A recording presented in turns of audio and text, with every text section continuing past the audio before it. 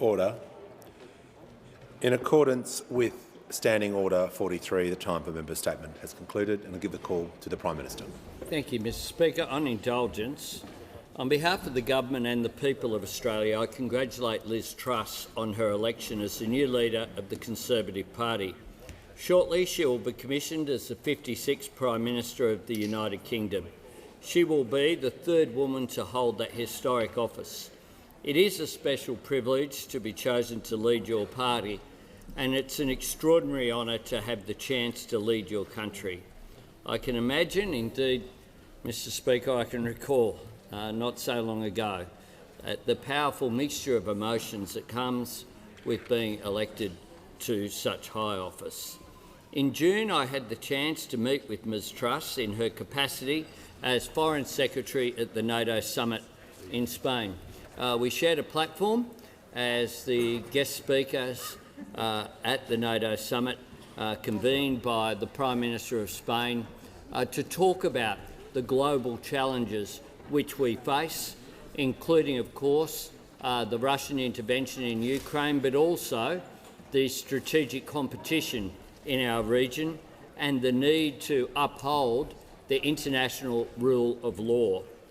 I look forward to having a further discussion with the new Prime Minister shortly. Ms Truss will walk through that famous black door of number 10 Downing Street at a time when the people of Britain are facing many serious challenges. Out of the deep and abiding affection that Australians have for our oldest ally and oldest friends, we wish her well in the service of her country. I give the call to the Leader of the Opposition. Thank you very much, Mr Speaker. I join the Prime Minister in his words of congratulations to the incoming British Prime Minister. I want to congratulate Liz Truss on her elevation, her election as the next Prime Minister of the United Kingdom. I had the great pleasure of meeting with Liz during the Australia-UK ministerial consultations in January when I was Defence Minister and she was Foreign Secretary. As I wrote in my statement last night, Liz is an incredibly intelligent, pragmatic and indeed a courageous leader. She will not only make a fine Prime Minister but also lead Britain through challenges both domestic and international. In her victory speech, Liz promised to deliver on the energy crisis. We're watching with interest on Britain's response to the energy crisis and indeed their great interest, enduring interest in nuclear technology and small modular reactors. But, the Prime Minister of the United Kingdom also understands that the resurgence of authoritarianism poses one of the greatest threats of our times. Hence, her priority, as outlined in a speech last December, to build a network of liberty and advance the frontiers of freedom. In these testing times, Liz will be the strongest of leaders to advance our two nations' mutual security and economic objectives, including, most importantly, through AUKUS. Mr Speaker, I also wish to acknowledge the legacy and achievements of Boris Johnson, a true friend to our country, today as we welcome a new British Prime Minister and farewell another. Australia and the United Kingdom remain the best of partners and the dearest of friends. Call the Prime Minister. Thanks, Mr Speaker. I inform the House that the member for Sydney is on leave today and questions relating to the environment and water portfolio will be answered by the member for McMahon. Questions without notice. Are there any questions? I call the Leader of the Opposition. Thank you very much, Mr Speaker. My questions to the Prime Minister. Prime Minister, was the Minister for Regional Development, Local Government and Territories ever in breach of the Prime Minister's Code of Conduct? I call the Prime Minister. Let's stay on this the whole time. Well, Mr Speaker, I'm very surprised by the opposition's newfound interest in portfolios. I'm very surprised by the newfound interest in portfolios because for those opposite, they weren't aware of who held the energy portfolio or who held the health portfolio or who held the Treasury portfolio or who held the finance portfolio But we responded to these questions yesterday and I stand by those answers. The Minister responded yesterday as was appropriate. Call the member for Hunter. Thank you, Mr Speaker. My question is to the Minister for Skills and Training. Today is National TAFE Day, a day to celebrate the achievements of Australia's public TAFE system. Minister, how is the Albanese Labor government restoring TAFE to be the heart of Australia's vocational, education and training system? I call the Minister. Can I thank the member for Hunter for his very important question, because today is National TAFE Day, and I wish all of those teachers and trainers and the workforce of all the campuses across the country a very happy day, because they do a great job looking after the many, many students. TAFE is by far the largest post-education provider of education and training in the country, and it provides the skills needed, whether it's operative or trades or paraprofessionals. These are the skills that our economy require, our labour market demand, employers are crying out for. They're the sort of skills that workers need so they can have secure work too, and it's absolutely critical. So these TAFE trainers and teachers are heroes in some ways, because they provide opportunities for young people and others, existing workers who are accessing training, because many or most TAFE students combine work with study, and I think that's something that really means that they have to work sometimes in a very flexible way.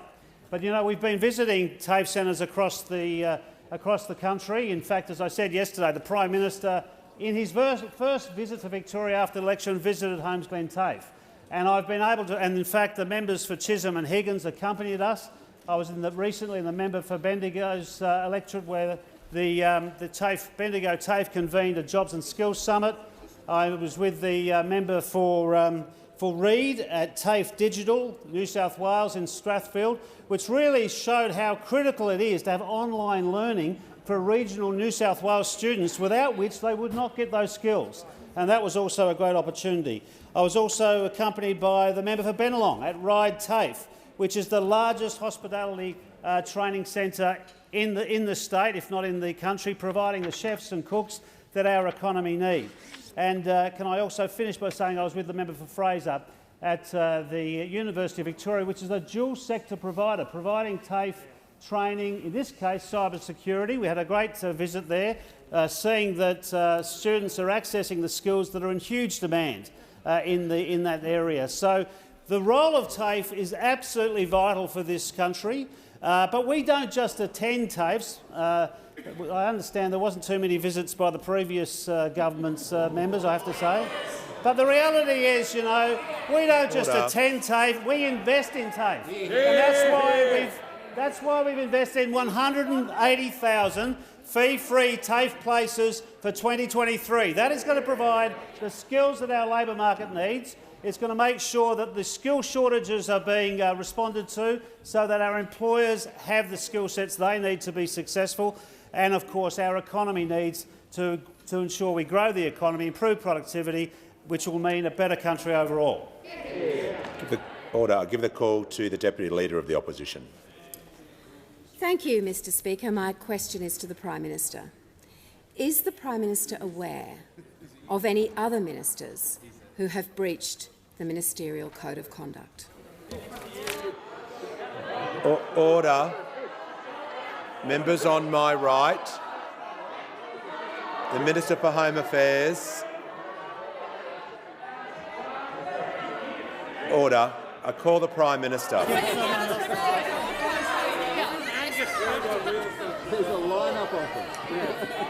Order. Members on my right. The Minister for Social Services. I call the Prime Minister. Thank you. Thanks very much, Mr Speaker. It must have been an interesting Tactics Committee meeting. Can you imagine it? Can you imagine? Oh, I shouldn't ask that question. Maybe you should ask that question. No. Go ahead. They all agreed. Is there anyone in the Tactics Committee who didn't have an issue? That was the question. My government has been transparent. We have a code of conduct. When there have been any issues, there've been. Oh, come on. The Prime Minister. I ask the Prime Minister to pause, and I call the Leader of the Opposition.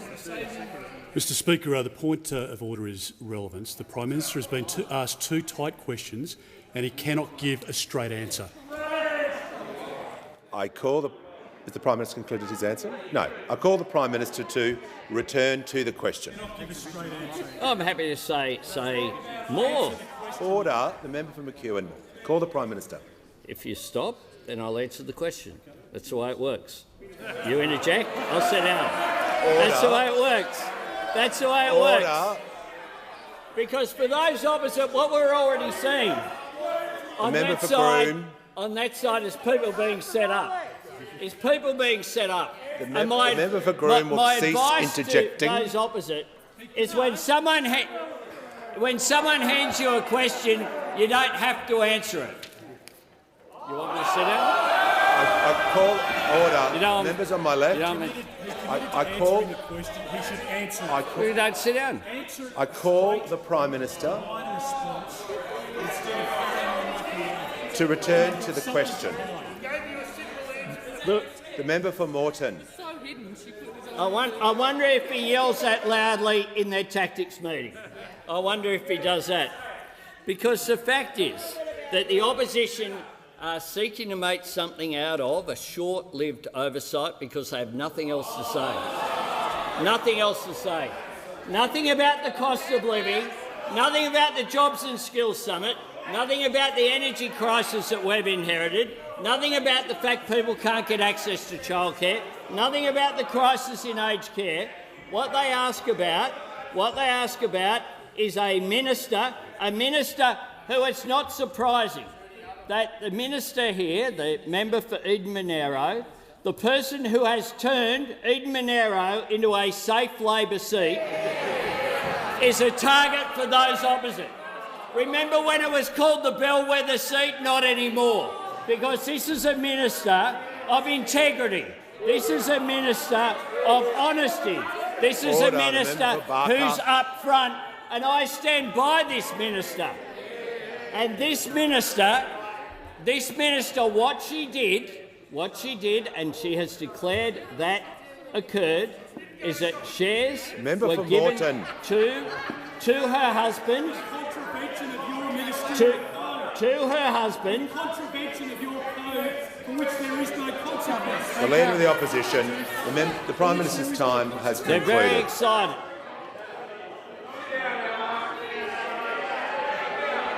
The Prime Minister's time has concluded. I call the member for Tangney. Thank you, Mr. Speaker. My question is to the Prime Minister.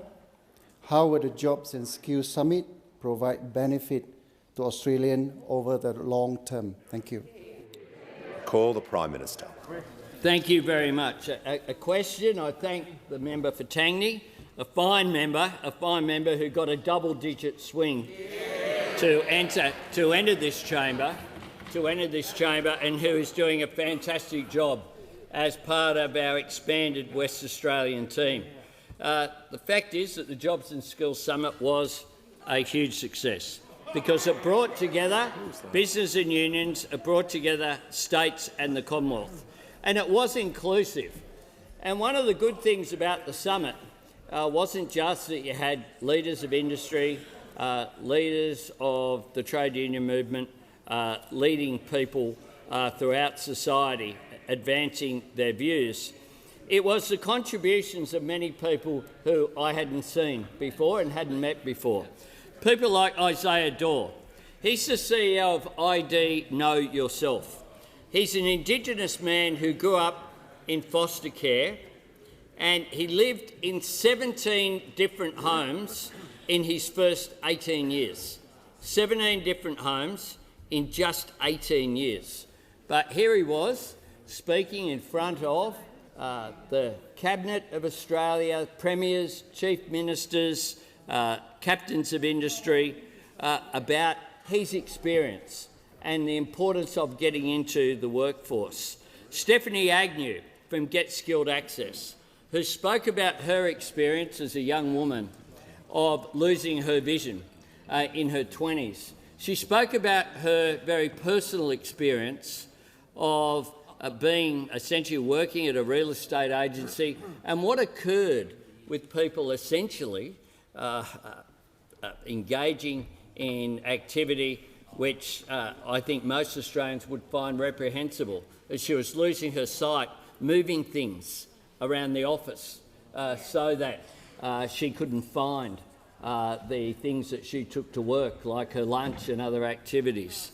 She spoke about her experience, though, and her capacity now that she's rising up to the executive ranks of her new business that she is involved with.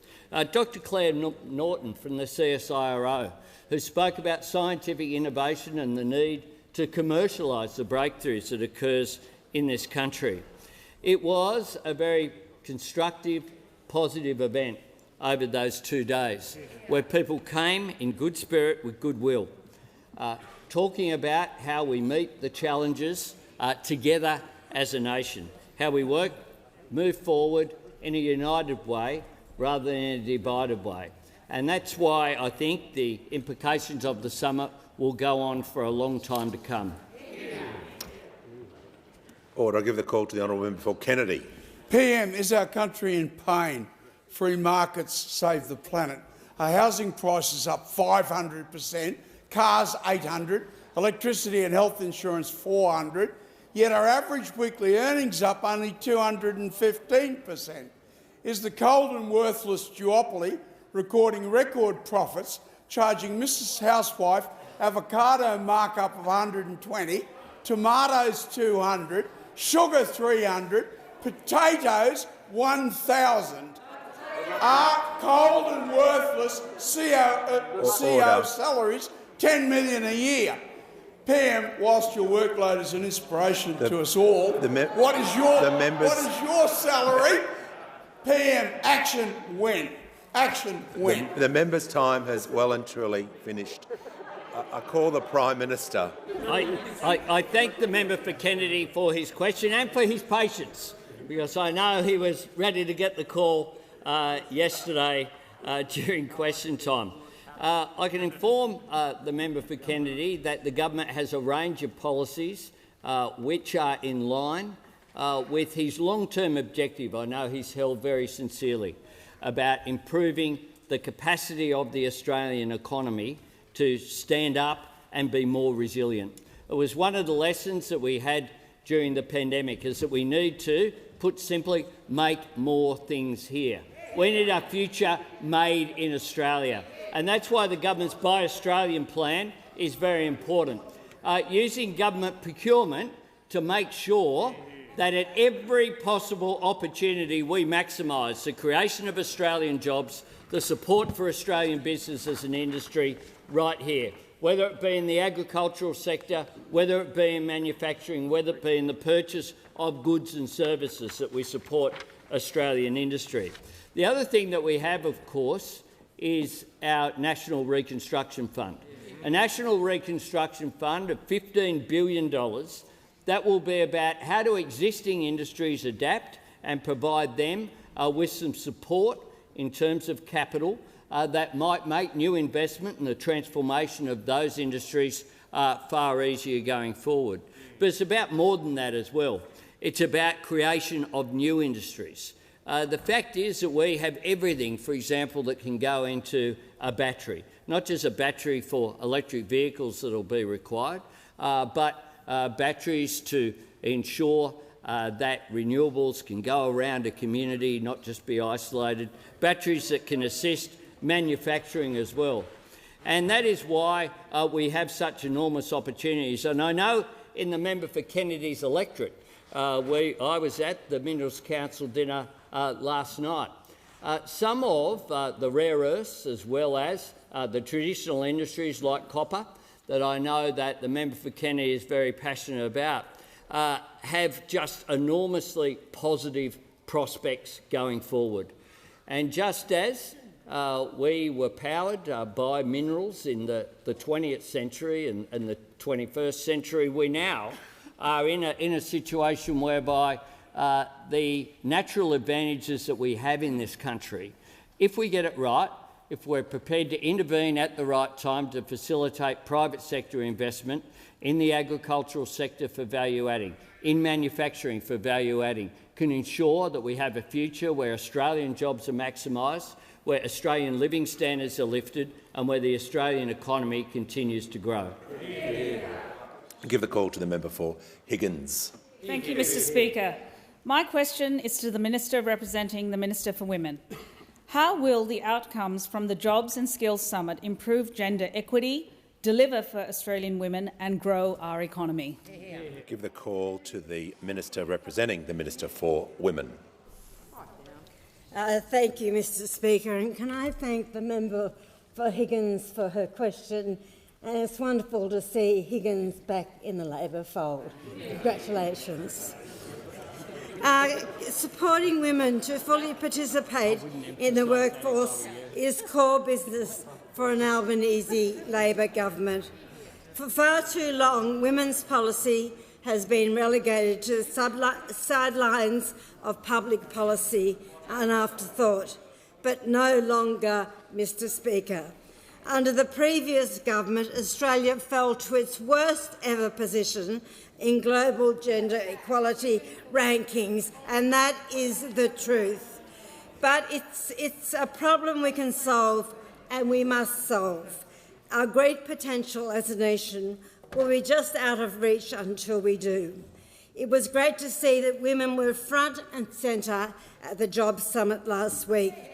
More than 50% of women participants at the summit were women, 50%, and there were so many speakers and facilitators. It was absolutely inspiring. And the issue of improving women's workforce participation dominated much of the discussion, particularly childcare. When women are deciding whether to return to work after having a child and how many hours they can work, access to high-quality, affordable childcare is vital. The Albanese Labor government has listened and will act.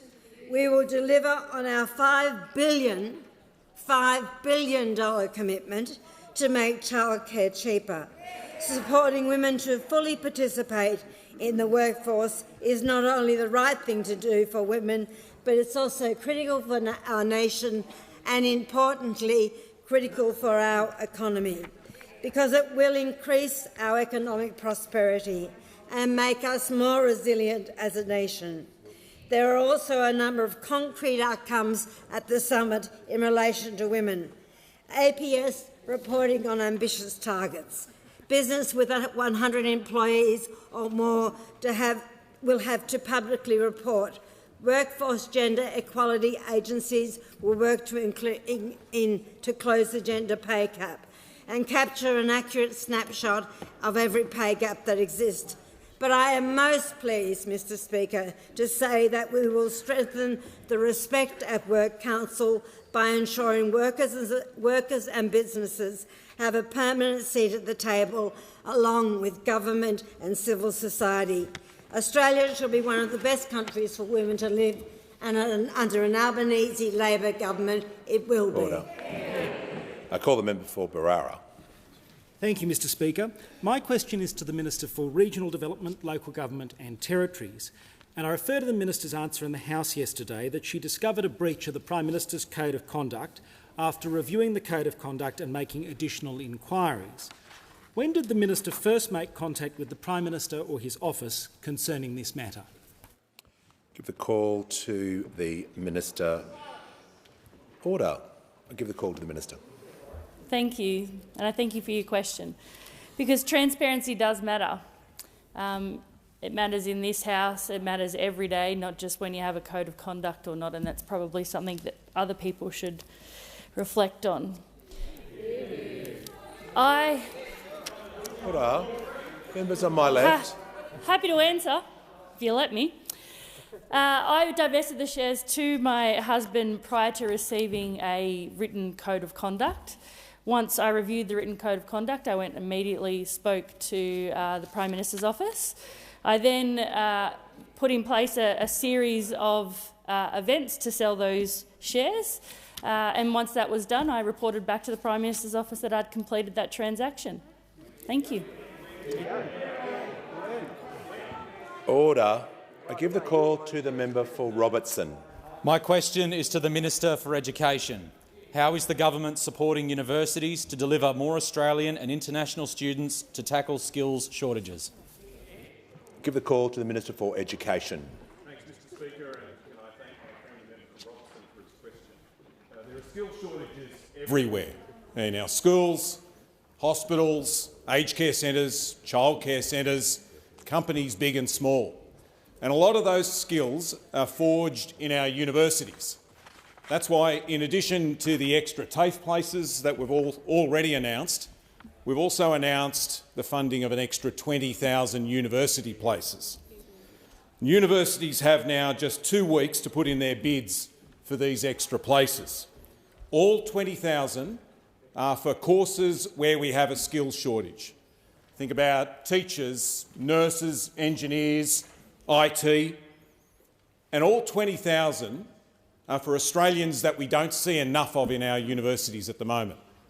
Australians from poorer backgrounds, Australians from the regions, Australians with a disability, Indigenous Australians, Australians who are the first in their family to ever step foot in a university. I told the House a few weeks ago when I was asked a question by the member for Clark that I don't want us to be a country where your opportunity in life depends on who your parents are, your postcode or the colour of your skin. And I meant it. And that's what this announcement is about. I was also asked about international students. International education is an incredible national asset. It's the biggest export that we don't dig or drill out of the ground. And it got kneecapped by COVID.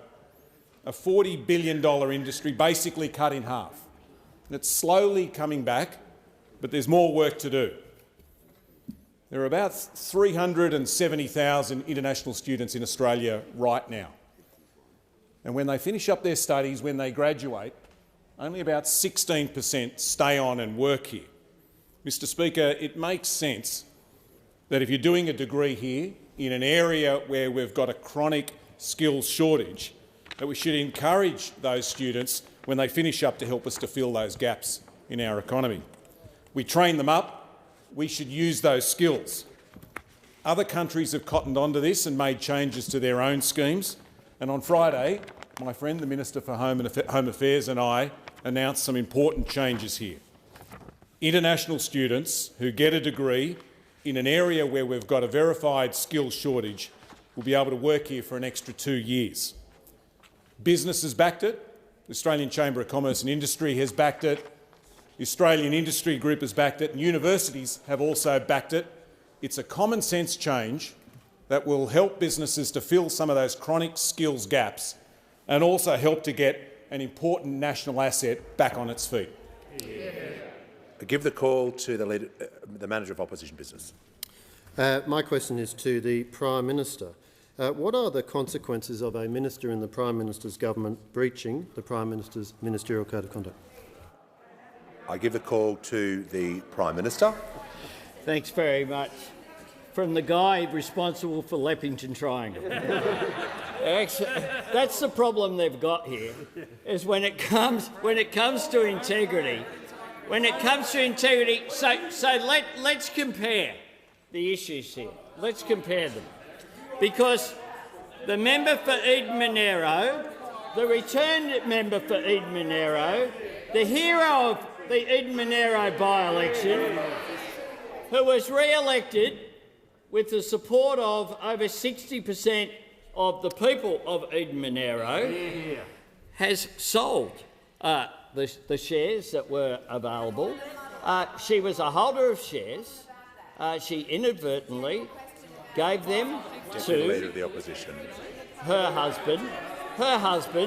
If we want to get into families, we'll go down Order. that track. I just ask but the Prime Minister to pause for a moment, and I call the Leader of the Opposition on a point of order. Thank you very much, Mr Speaker. The Prime Minister has been asked very clear and concise questions.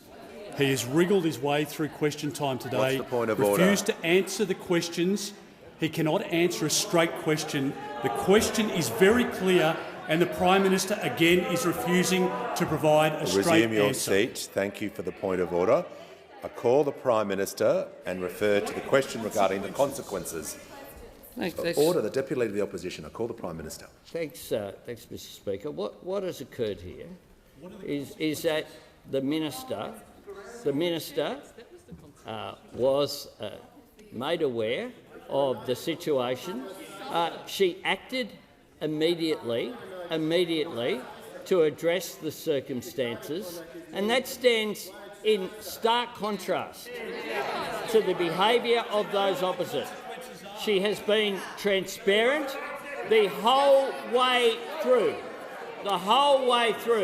and I completely stand by the Minister for Regional Development and Local Government. She is doing a fantastic job of representing the people of Eden Monaro, and what's more, she's doing a fantastic job of turning up and doing her job, as she did last Thursday and Friday, engaging with people in the community, particularly engaging with people in local government. The Minister has been upfront about her situation at all times. There has been no conflict of interest whatsoever. No blind trust set up to pay legal fees. No bodgy activity such as that which characterised those opposite, and that is why there hasn't been any conflict of interest, there hasn't been any cover-up, the situation was rectified at the earliest possible opportunity, which is an entirely appropriate way for a government of integrity to act. Give the call to the order. Give the call to the member for Lalor. My question is to the Treasurer. What does today's Independent Reserve Bank interest rate decision mean for Australians? Give the call to the Treasurer. Thank you very much, Mr Speaker. Thank you to the member for Lalor. Congratulations to her tomorrow on the 9th anniversary of her election to this place as part of the mighty class of 2013. Mr Speaker, the Independent Reserve Bank has just announced its decision to increase interest rates by another 50 basis points, and that brings the cash rate to 2.35%. Now, this will be very difficult news for a lot of Australians with a mortgage. Once again, it isn't a surprise to anyone. The bank had flagged more increases, the markets had anticipated it, and homeowners were expecting it as well. But the fact that we knew it was coming doesn't make it any easier for people. This is tough. This will tighten the screws on family budgets. This will put more pressure on a lot of Australians who are already stretched enough. Now, as the House would be aware, a half a percentage point increase in the cash rate means that average homeowners owning $330,000 will have to find about $95 a month more for repayments. For Australians with a typical $500,000 mortgage, it's about an extra $145 a month, in addition to the extra $475 they've had to find since rates started rising before the election in May. So interest rate rises do mean that Australians will have to make more hard decisions about how to make ends meet. And it also means more difficult decisions for governments, because higher interest rates mean a higher cost of servicing the $1 trillion of debt that has been left to us.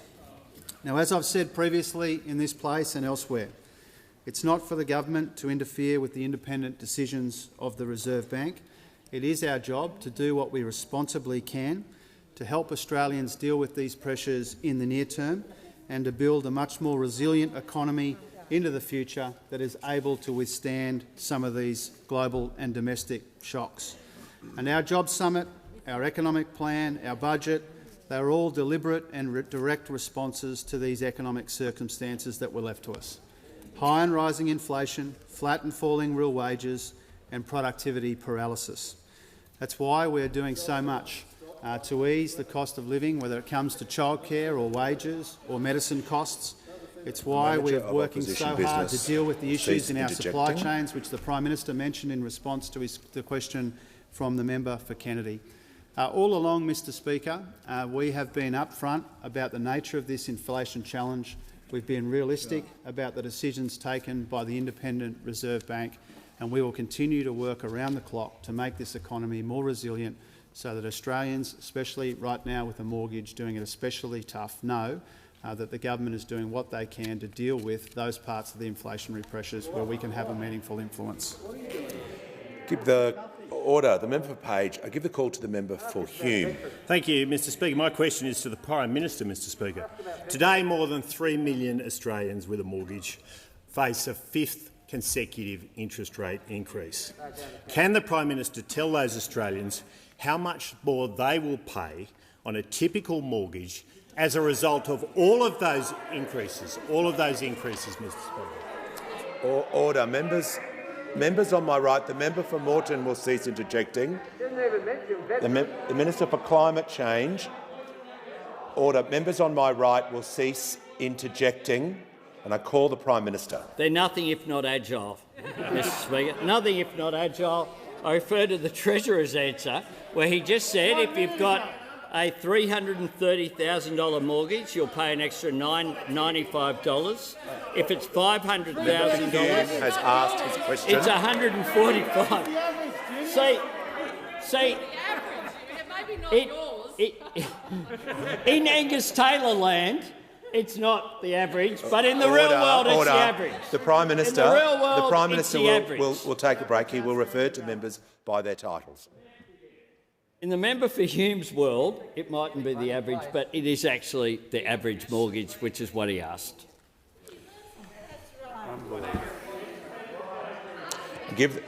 I give the Minister for Home Affairs.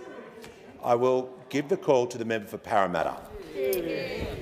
My question is to the Minister for Early Childhood Education. What is the Albanese Labor government doing to improve access to affordable early childhood education and care and support greater women's economic participation? Give the call to the Minister for Early Childhood Education and Minister for Youth.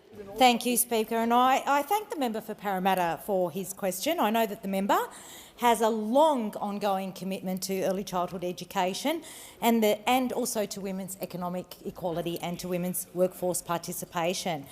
The role of women and the opportunities from unlocking the untapped talent of Australian women to participate fully in the workforce, whether that's by them taking on more hours, whether it's for them starting new opportunities, or whether it's for them to be able to progress their careers and to participate fully in the workforce, was a key theme across all of the sessions at the Jobs and Skills Summit that the Labor government held recently. Now, anyone with children in early childhood education and care knows just how expensive it is. And parents, mostly mothers who are primary caregivers, are forced to weigh up. They're forced to weigh up the costs of early childhood education against their potential earnings. And many end up being locked out of the workforce and out of the labour market because the cost is so prohibitive.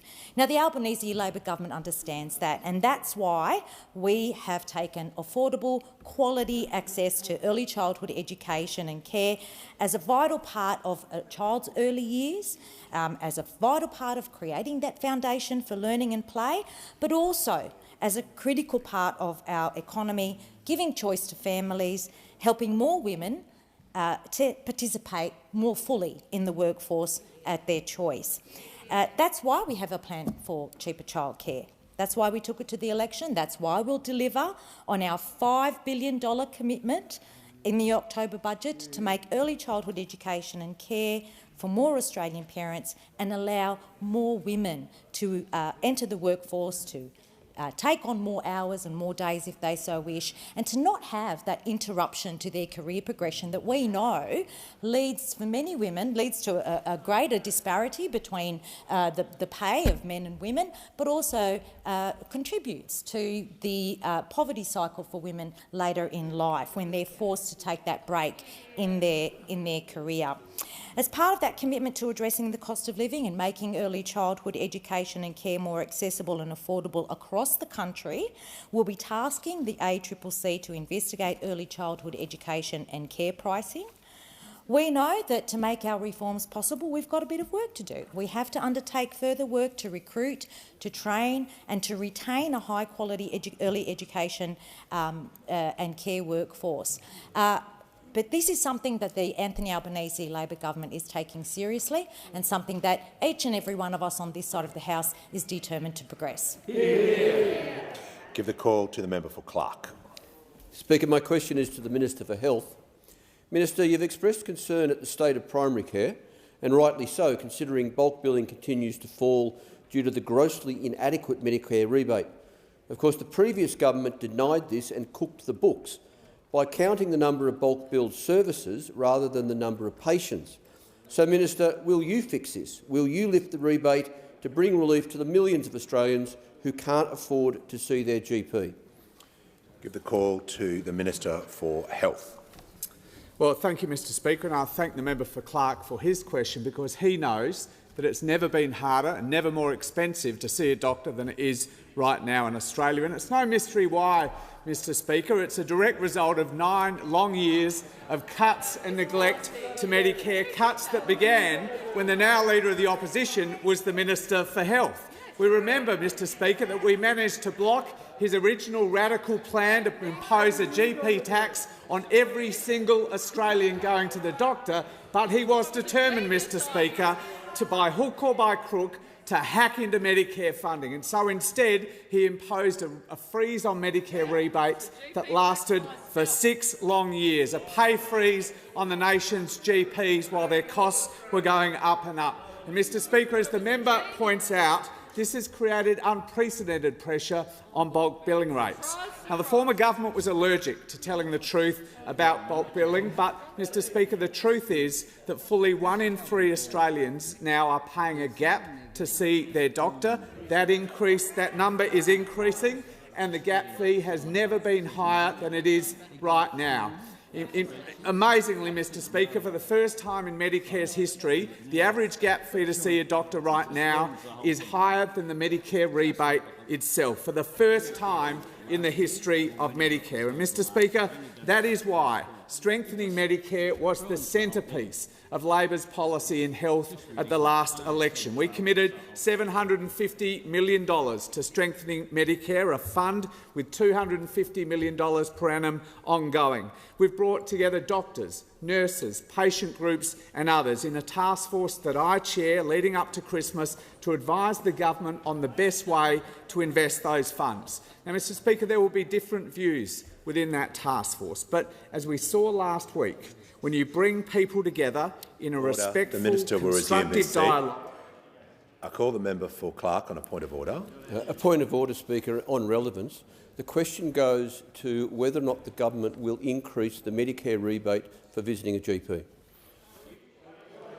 I call the minister, who is being relevant, but asked him to return to that part of the question before as I just said, Mr Speaker, there will be different views from doctors, nurses and patient groups within that Strengthening Medicare task force. But when you bring those groups together and engage in a respectful, constructive dialogue, you create the best outcomes for the Australian people. And I know that we will do that in that area as well. And that task force and that fund also sits on top of our commitment to roll out 50 urgent care clinics, bulk billed, including 3 in the member state of Tasmania next year, $220 million in grants to Australia's general practices, practices that deserve more than just our thanks for the extraordinary work that they've undertaken over recent years, and $146 million to strengthen general practice in rural and regional Australia. Mr Speaker, this government has no higher priority in health than strengthening general practice.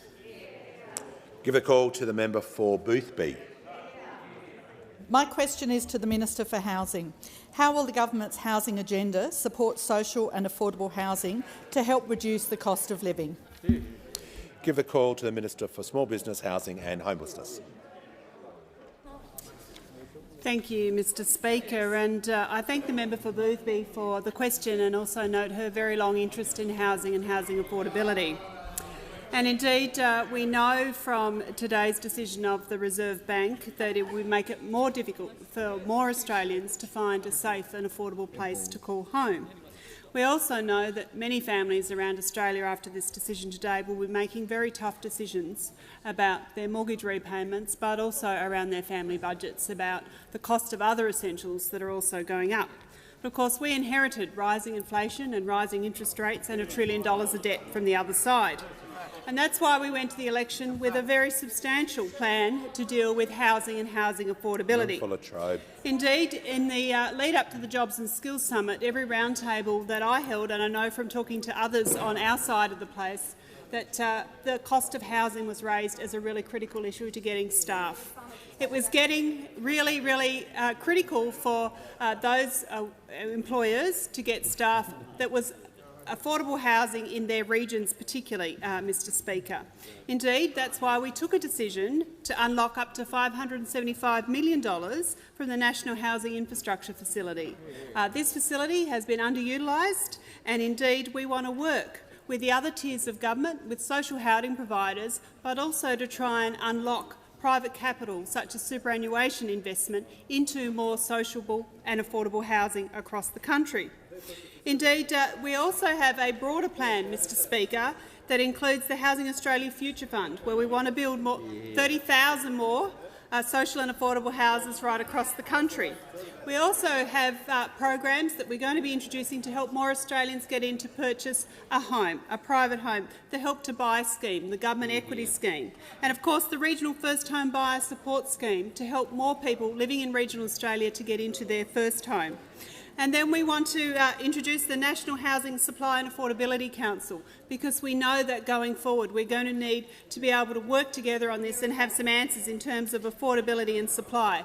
And a National Housing and Homelessness Plan, where we work with the states, with local government, with social housing providers and, importantly, with the construction industry and the building sector to actually have a long-term plan to ensure that we're not in this position again, Mr Speaker. We want a plan to make sure that housing is affordable over the long term. And the Jobs and Skills Summit highlighted this government's collaborative approach. It's by working together that we will be able to address these housing challenges.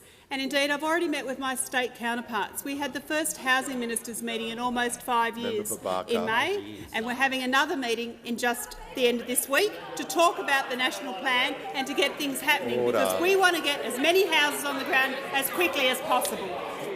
Order. There's far too much noise. The member for O'Connor. There's far too much noise from the member for Barker, the member for O'Connor and the member for Longman. Give the call to the member for Menzies. Thank you, Mr Speaker. My question is to the Prime Minister. Given Australians are doing it tough amid rising costs, can you guarantee that the government won't announce any new or increased taxes for families before the end of the year? Great question. Give the call to the Prime Minister. What the government is doing is taking pressure off families, and that's why just in this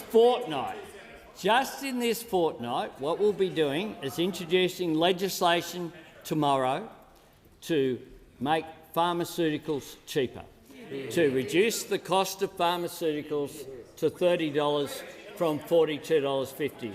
We'll be doing that tomorrow. Now, I'd invite the member for Menzies to indicate his support for that move. Because Order. The member for Hume. Prime Minister can take a break, and I will listen to the member for Menzies on a point of order, and I'd ask you to state the point of order. Vince, I'd invite the Prime Minister to answer the question. It's a simple yes or no question. Yeah, I can just on the point of it, I can appreciate you would like a yes or no answer, but that is not how question time works. I'll give the call to the Prime Minister. I was asked what we were doing about living standards. That was the question.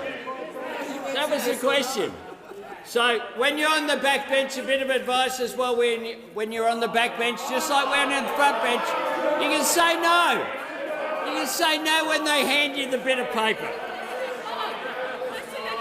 Order. And whatever you do, don't ask a question about Leppington Triangle from this bloke. So Well, introduce legislation. I was asked what we were doing, and I'm telling you what we're doing. The member for Groom will cease interjecting. I'm telling you what we're doing. What we're doing is we will reduce the cost of pharmaceuticals. And next week we'll have other legislation to reduce the cost of childcare. For 96% of families will benefit from that.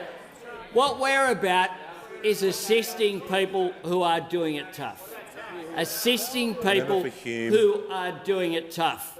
And when it comes to the cost of living, I noticed that the Leader of the Opposition was asked this morning about whether he supported an extension of the petrol excise halving beyond September. And you know what his answer was?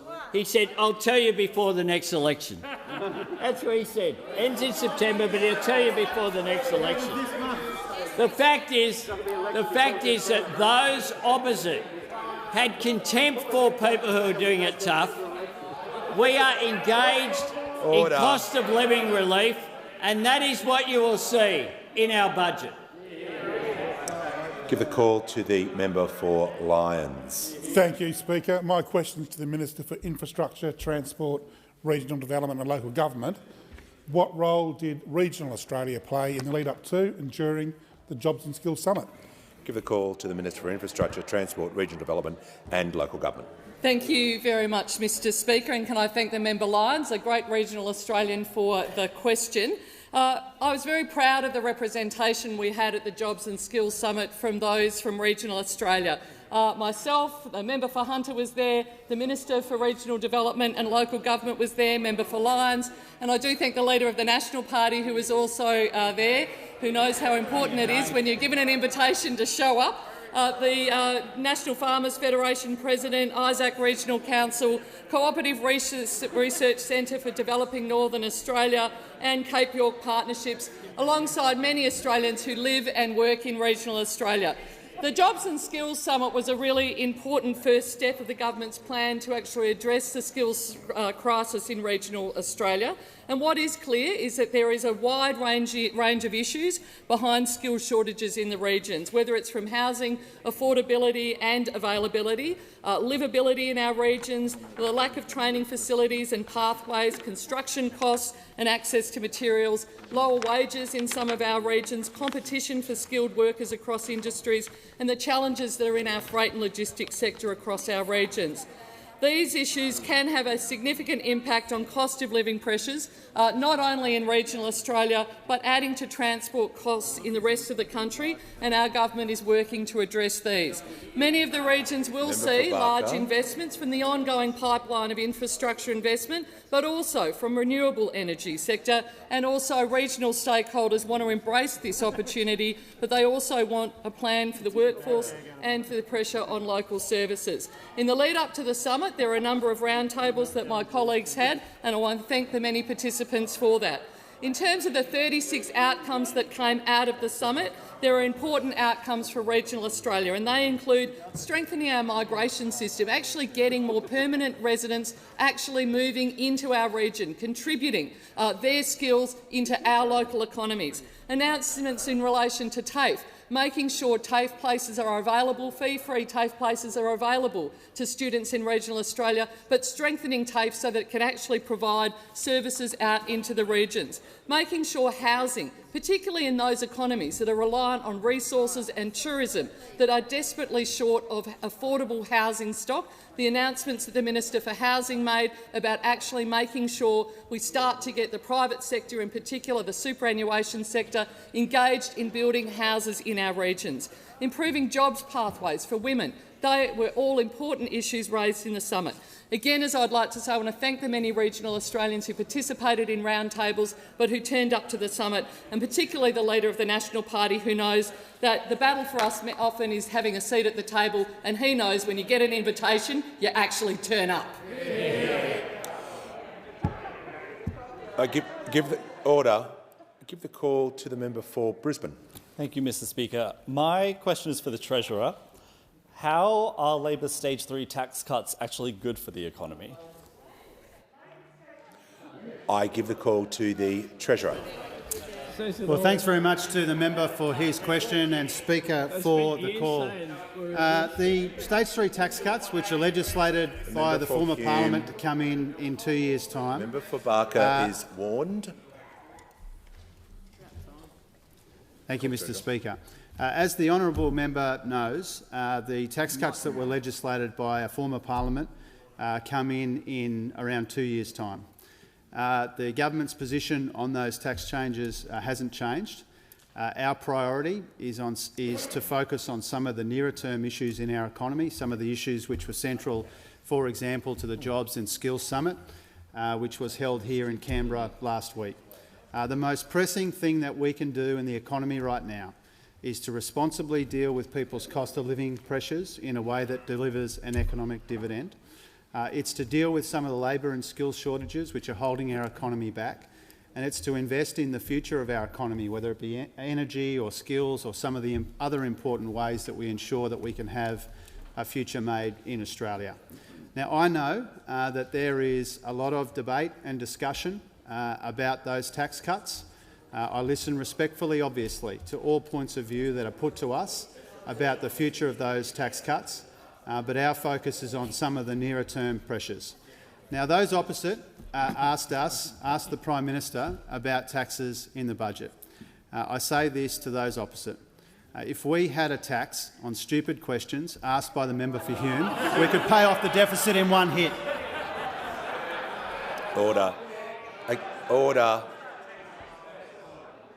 I give the call to the honourable member for Adelaide. Thank you, Mr. Speaker. Mr. Speaker, my question is to the Minister for Climate Change and Energy. How is the Albanese Labor government providing overdue leadership on climate policy? How will this support our economy with job creation and cost of living relief? Give the call to the Minister for Climate Change and Energy. Thanks, Mr. Speaker. I thank the honourable member for his question, and I enjoyed coming to his climate change forum before the last election, and I'll enjoy going to many more with him in the future, I'm very sure. Well, Mr. Speaker, the world's climate emergency is Australia's jobs opportunity, but only if we get the policy settings correct, only if we get the settings right. And I'm very pleased, Mr. Speaker, that earlier today Senator Pocock confirmed publicly that he will be supporting our climate bill through the Senate, which gives it a pretty good chance of passing the other place, Mr. Speaker, by my count, which is a good thing, because this will underline the end of 10 years of denial and delay and dysfunction. It will send a message to the world's investors that Australia is open for business when it comes to investment in renewable energy, in transmission and storage, which will create thousands of jobs right across our country. Now, Mr. Speaker, the other thing I'm pleased about is that clean energy jobs played such a big role in last week's successful Jobs and Skills Summit. And it's right that this is the case, because clean energy jobs and clean energy investment is one of the keys to our economic future.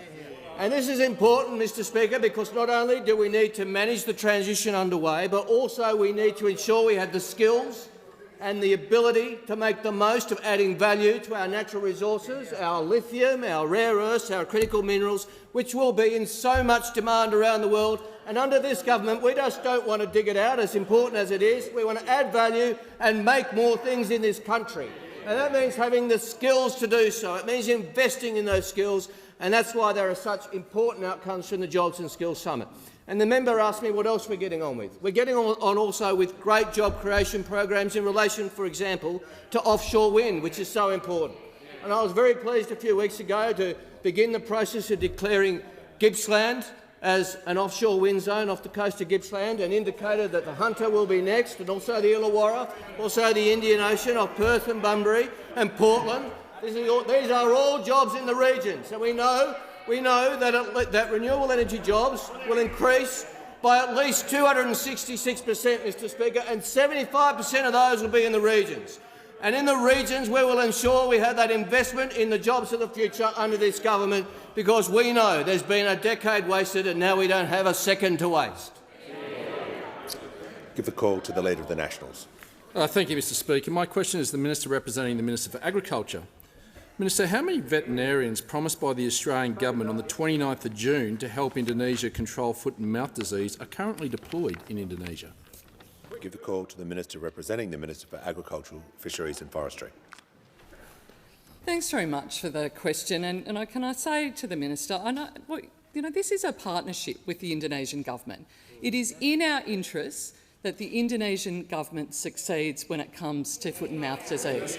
Now, I know that you will join with me in saying, we are very grateful for the enormous efforts that everybody is playing in keeping foot and mouth disease out of Australia.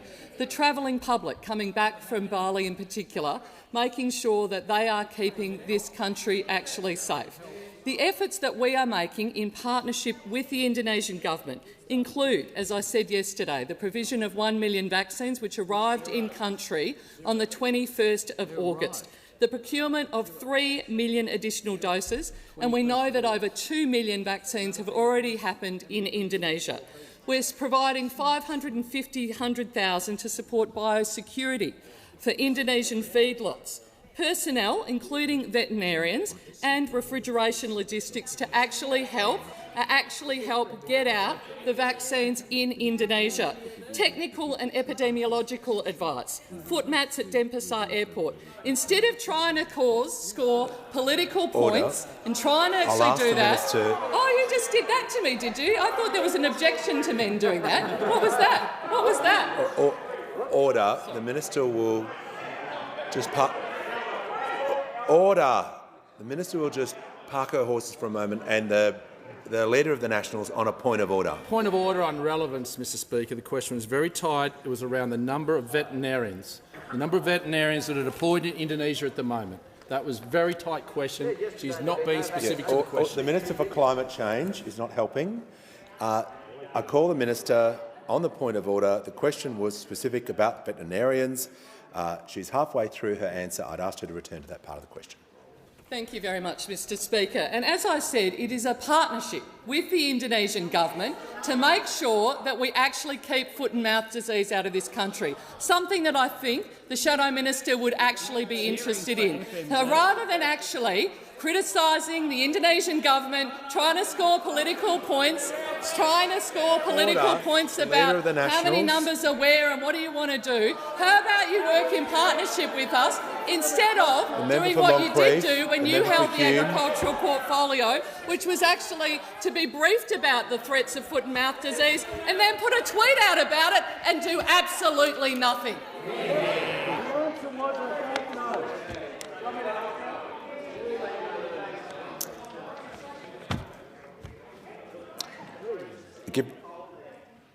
I give the call to the member for Fairfax.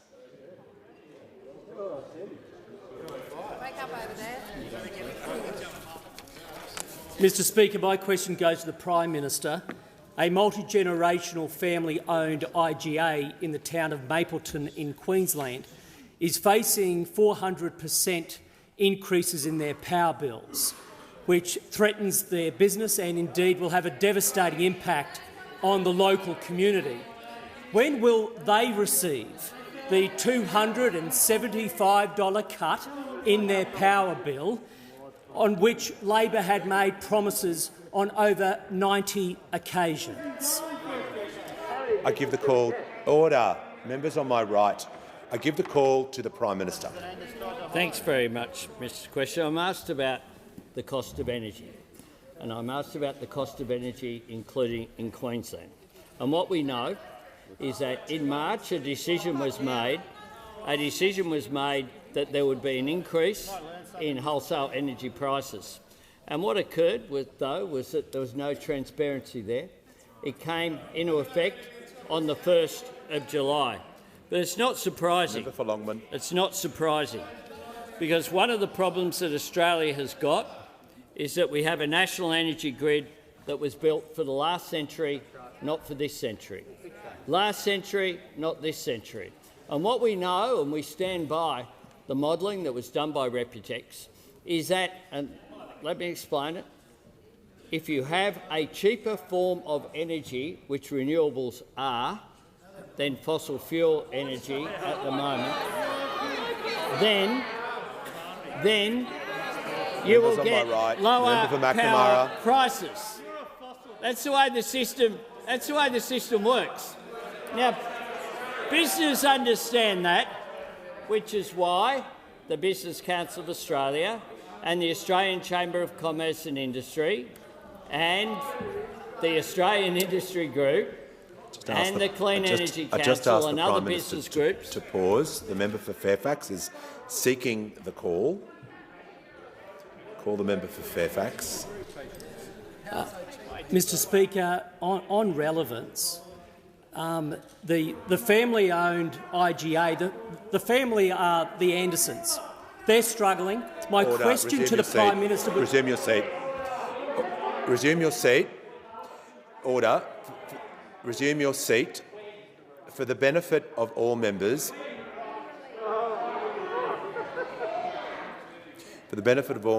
points of relevance are not a reason to bring new material into the question.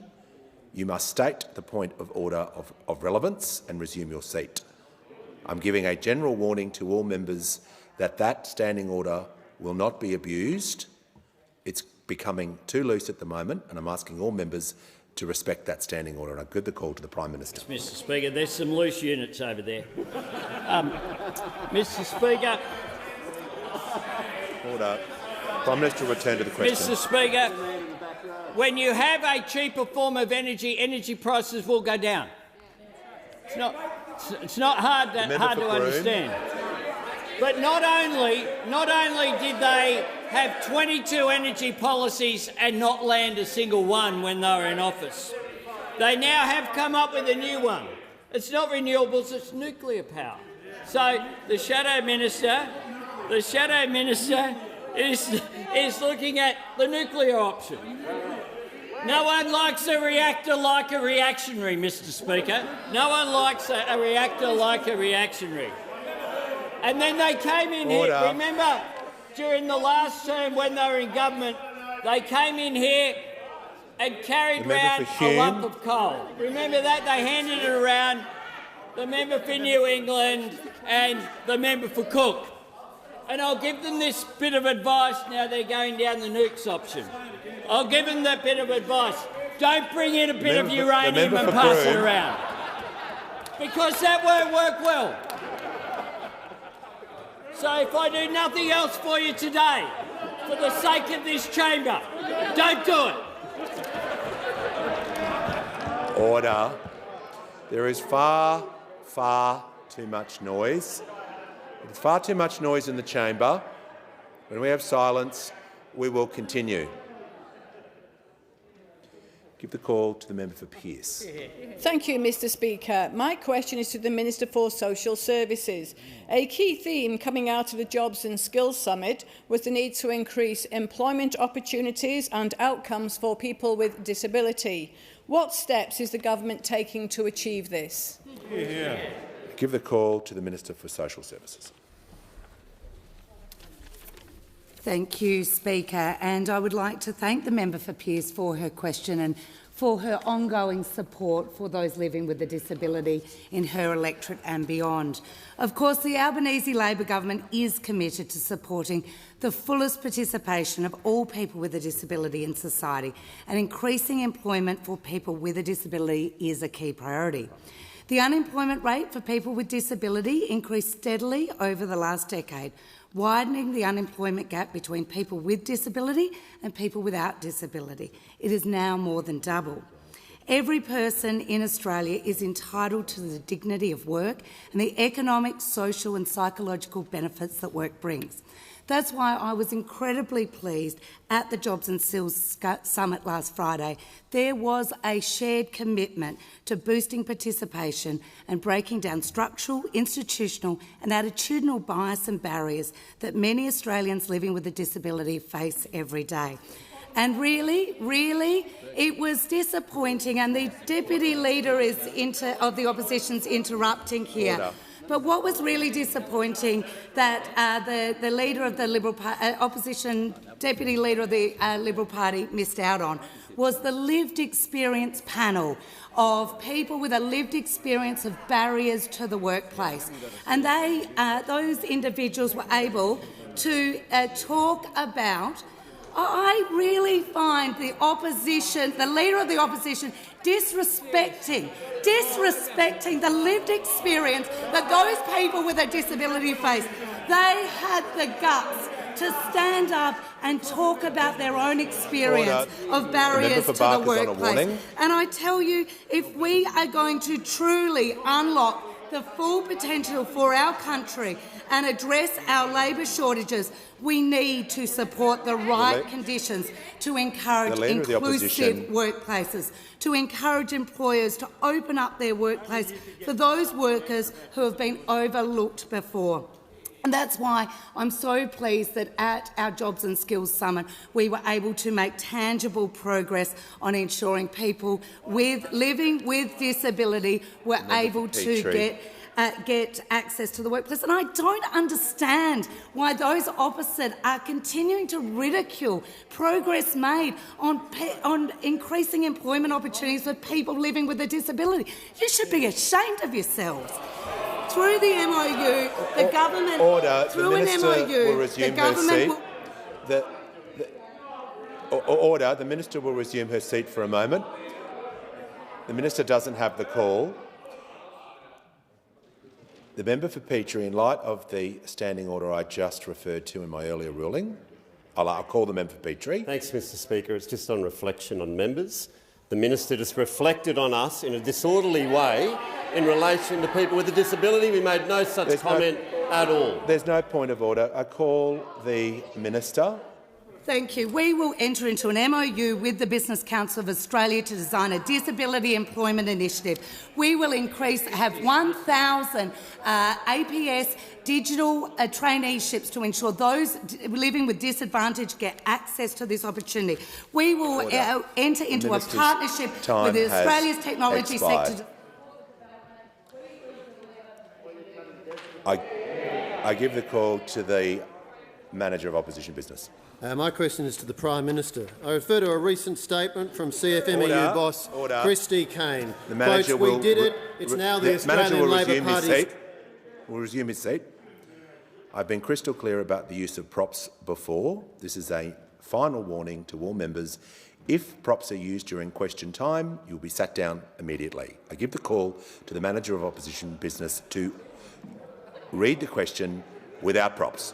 My question is to the Prime Minister. I refer to a recent statement from CFMEU boss Christy Kane. Quotes, "We did it. It's now the Australian Labor Party's turn to deliver."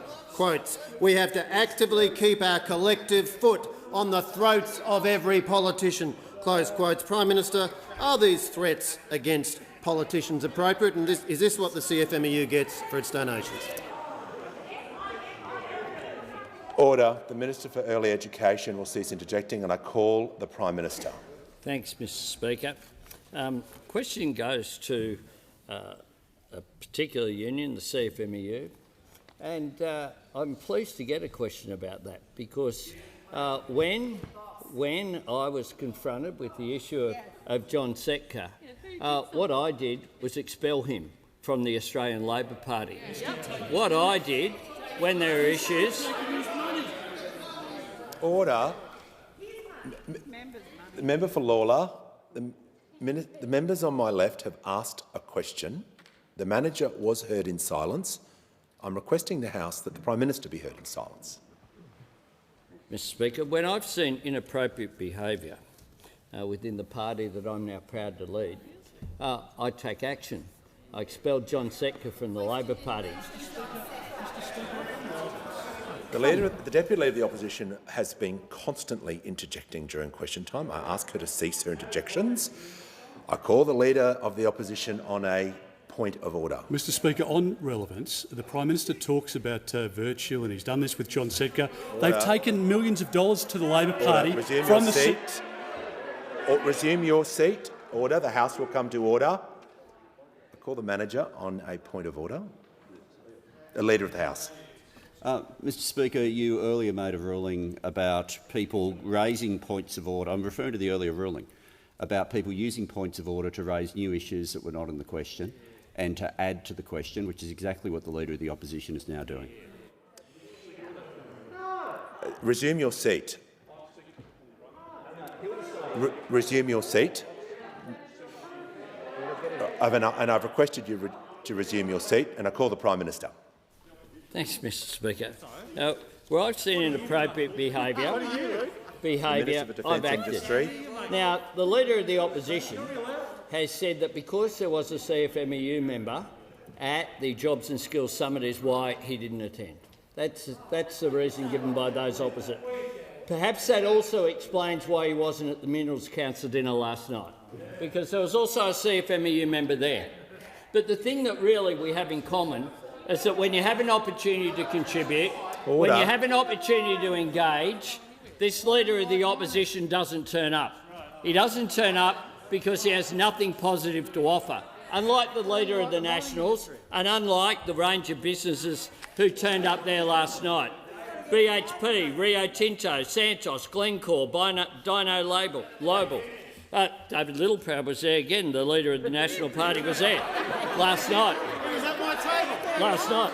He was at my table. And he was there enjoying the company of the Treasurer. Enjoying the company of the Treasurer. Order. But I did read a comment from someone, and they said this: "It is clear to me that an insular minority within the party currently holds sway with a narrow worldview, out of step with our more secular, inclusive and diverse community and the issues that are most important." Who said that? Nigel Satterley. Nigel Satterley from Western Australia. And what's the Liberal Party doing? Expelling him from the Liberal Party. Expelling him. Treasonous words. Treasonous words in the modern Liberal Party. They went back to 2 seats in WA. They lost 4 seats in the House of Reps in WA. Prime Minister to return to the question. And here they are ranting and raving about a union. Their obsession knows no ends. The fact is that where we see inappropriate behaviour, we call it out. We call it out. Where Nigel Satterley, who's been a lifelong member of the Liberal Party, speaks up in favour of democracy, they expel him. The Prime Minister's time has expired. Order. The member for McNamara.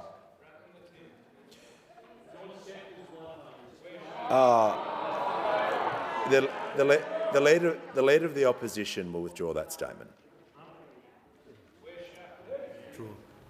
Thank you.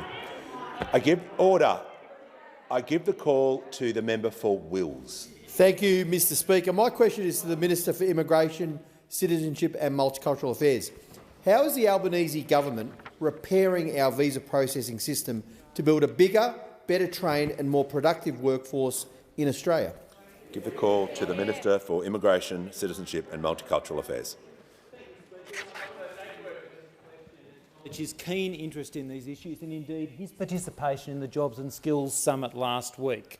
A very effective contribution, I might say. Now, Speaker, since the borders reopened, many have discovered that visa processing is an essential, indeed a fundamental function of our national government. Now, this is something that on this side of the House we have long understood, which is why in opposition we stood against and defeated the former government's attempt to privatise our visa processing system, a privatisation that would have cost 2,000 jobs. Order. And when we arrived in government, there were 1 million visas waiting to be processed. This isn't good enough and demonstrated a system in crisis. This government, the Albanese government, recognises this and is getting on with the job of ending this crisis. And we have been taking a series of steps to fix it, to build a bigger, better trained and more productive workforce, recognising the vital role that skilled migration plays in this, in conjunction with the work done by the Minister for Skills and Training, recognising that this isn't a lazy policy option as it has too often been over the last decade. We also recognise the facts. We recognise the reality with which we are confronted. That isn't true for everyone in this place. Yesterday, the Shadow Minister for Home Affairs said to SBS that the previous government didn't make cuts to the system, and she said that the reduction in funding in Home Affairs was related to operations and regional processing. However, if the Shadow Minister had read the portfolio budget statement for her own department, she would know that funding in this program year for visa processing was cut by over $36 million. $36 million. But perhaps, I ask myself, perhaps she can't be solely blamed for this. Perhaps it was the other Minister for Home Affairs at the time, the member for— He's not even here! He's not even here, Mr Speaker! Perhaps he's checking the budget papers. Perhaps he's checking the budget papers. After 9 years of neglect, we are getting on with repairing the damage. We will be engaging 500 more workers, 500 hard-working public servants in the Home Affairs Department to get visas moving. This is on top of 215 additional staff who are working on visa processing. We are getting visas moving to get the economy moving, because we understand that immigration is about nation building. It's not a function that can be neglected or a tap that can be turned on and off. Fixing this mess is one of the most urgent tasks of this government, and we are getting on with the job, as we have been since day one, and getting the visas moving. Order. Call the Prime Minister. Thanks, Mr Speaker. I ask that further questions be placed on the notice paper. Just go to government. Just ask members to leave the chamber as quickly and as quietly as possible, and I give the call to the Leader of the House. Mr Speaker, documents are tabled in accordance with the list circulated to honourable members earlier today. Full details of the documents will be recorded in the votes and proceedings.